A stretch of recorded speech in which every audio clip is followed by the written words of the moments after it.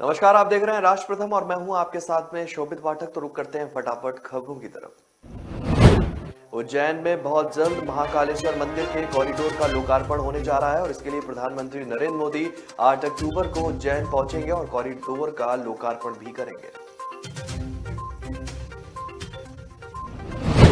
प्रधानमंत्री मोदी महाकाल महाराज मंदिर परिसर विस्तार परियोजना के पहले चरण में हो रहे करीब 310 करोड़ रुपए के 8 निर्माण कार्यों का लोकार्पण करने वाले हैं। जानकारी के अनुसार महाकाल मंदिर के विकास कार्यों के लिए अभी तक करीब 700 करोड़ रुपए की मंजूरी दी गई है, जिसमें से अब तक 310 करोड़ रुपए के 8 निर्माण का कार्य पूरे होने वाले हैं। और इसमें सबसे पहले मंदिर में एंट्री करने के लिए त्रिवेणी संग्रहालय के पास 2 नए प्रवेश द्वार भी बनाए गए हैं।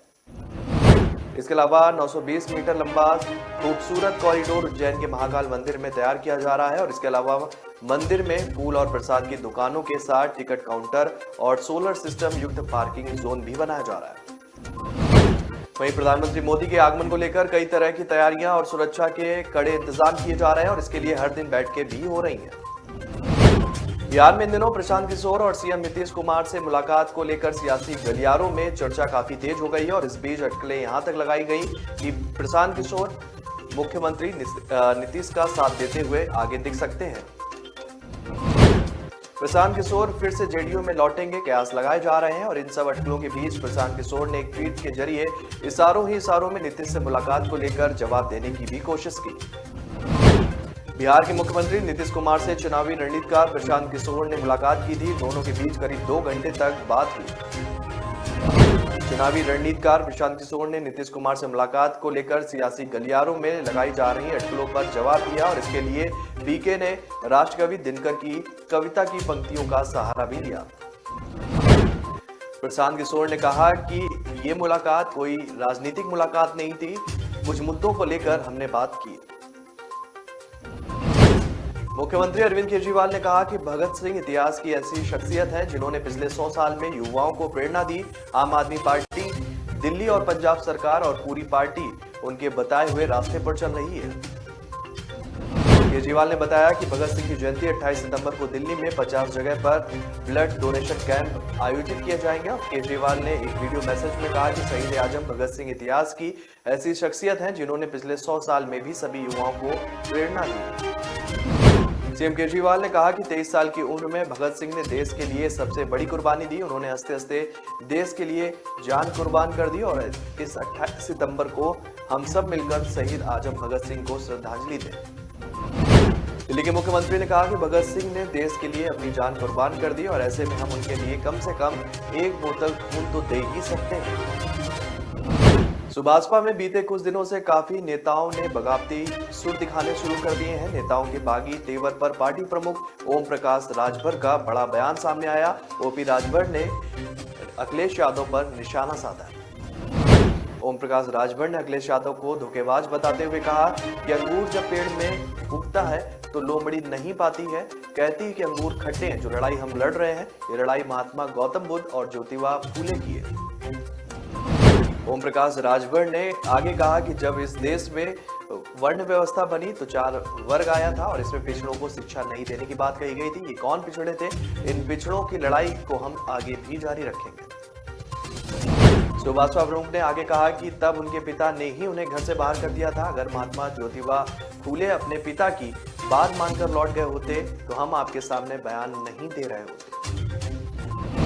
ओपी राजभर ने आगे कहा कि हम जो लड़ाई लड़ रहे हैं उस रास्ते से भटकाने के लिए ये नुकसान किया जा रहा है। सपा 4 बार सरकार में थी, तब उसने पिछड़ों के लिए कुछ भी नहीं किया।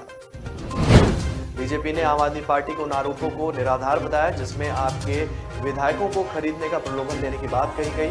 बीजेपी ने कहा कि पंजाब की भगवंत मान की सरकार के लिए खतरा आप सुप्रीमो अरविंद केजरीवाल है, भारतीय जनता पार्टी नहीं है।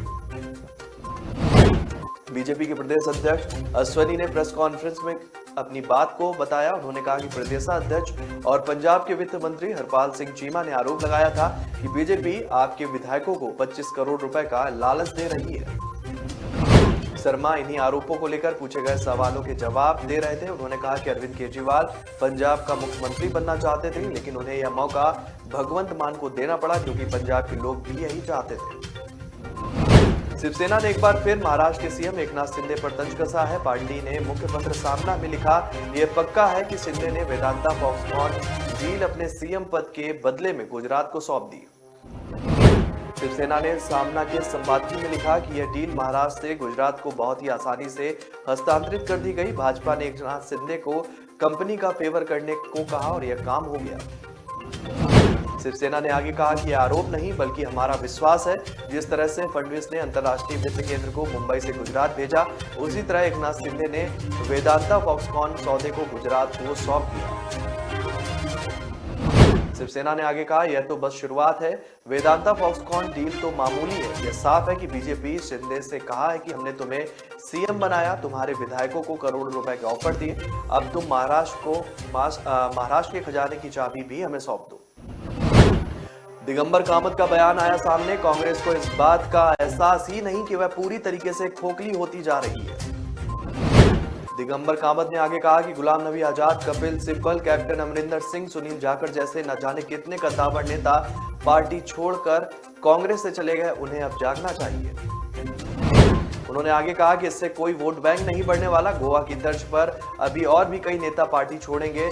मैं यहां पर कोई मुख्यमंत्री बनने नहीं आया हूं। कर्नाटक विधानसभा में पारित होने के बाद कर्नाटक सरकार आज कर्नाटक विधान परिषद ने धर्मांतरण विरोधी विधेयक पेश किया। इस विधेयक में धर्म की स्वतंत्रता के अधिकार की सुरक्षा और बलपूर्वक अनुचित प्रभाव, जबरदस्ती प्रलोभन या किसी भी कपटपूर्ण तरीके से एक धर्म के दूसरे धर्म में गैर कानूनी अंतरण पर रोक लगाने का प्रावधान किया। कांग्रेस एमएलसी नागराज ने कहा कि यह दुर्भाग्यपूर्ण है क्योंकि बाढ़ के बाद राज्य में बहुत सारे मुद्दे हैं। ऐसी चीजों को करने की फिलहाल क्या जरूरत है। इससे पहले भाजपा एमएलसी डीएस अरुण ने विश्वास व्यक्त किया था कि कांग्रेस और जेडीएस भी इसका समर्थन करेंगे और सब कुछ सुचारू रूप से चलेगा। यहां तक कि कांग्रेस और जेडीएस को भी पेश किए गए इस बिल का समर्थन करना चाहिए। लालू प्रसाद यादव के बड़े बेटे तेज प्रताप यादव आए दिन मीडिया में सुर्खियों में रहते हैं। महाराष्ट्र की सरकार बनने के बाद तेज प्रताप यादव को वन, पर्यावरण और जलवायु मंत्री बनाया गया। मंत्री तेज प्रताप के निर्देश में वन विभाग के अधिकारी और पुलिसकर्मी घूम कर अवैध तरीकों से पक्षियों का व्यापार करने वालों को पकड़ रहे हैं और पिंजरे में कैद किए गए पक्षियों को अधिकारियों और पुलिसकर्मियों जो हैं वो मिलकर आजाद कर रहे हैं। मंत्री तेज प्रताप यादव ने जनता से भी अपील की है कि किसी भी पशु पक्षी को कैद न किया जाए और जो लोग ऐसा करते हैं उन पर कार्रवाई की जाएगी। तेज प्रताप यादव ने बताया कि विभाग द्वारा राजधानी पटना सहित बिहार के तमाम जिलों में लगातार छापेमारी अभियान चलाया जा रहा है। अवैध रूप से पक्षियों की खरीद बिक्री करने वालों पर कार्रवाई करते हुए कैद हुए पक्षियों को बड़े पैमाने पर आजाद किया जा रहा है। तेज प्रताप यादव को धार्मिक मामलों के साथ साथ पशु पक्षियों से पुराना लगाव उनका रहा है। तेज प्रताप यादव ने अपने गार्डिनर रोड स्थित आवास पर दर्जनों घोंसले पक्षियों के लिए बनवा रखे हैं और खाने पीने की व्यवस्था भी वो करते हैं। सुप्रीम कोर्ट में अब्दुल्ला आजम के मामले की सुनवाई पूरी हो गई है। अब सुप्रीम कोर्ट मामले में अगली सुनवाई 20 सितंबर को होगी। याचिकाकर्ता ने कहा कि अब्दुल्ला का प्रमाण पत्र अगर असली होता तो वह दोबारा नगर निगम से क्यों जारी करवाते। सुप्रीम कोर्ट में अब्दुल्ला आजम के स्वार्थ से निर्वाचन रद्द करने के इलाहाबाद हाईकोर्ट के फैसले को चुनौती देने के मामले में सुनवाई हुई।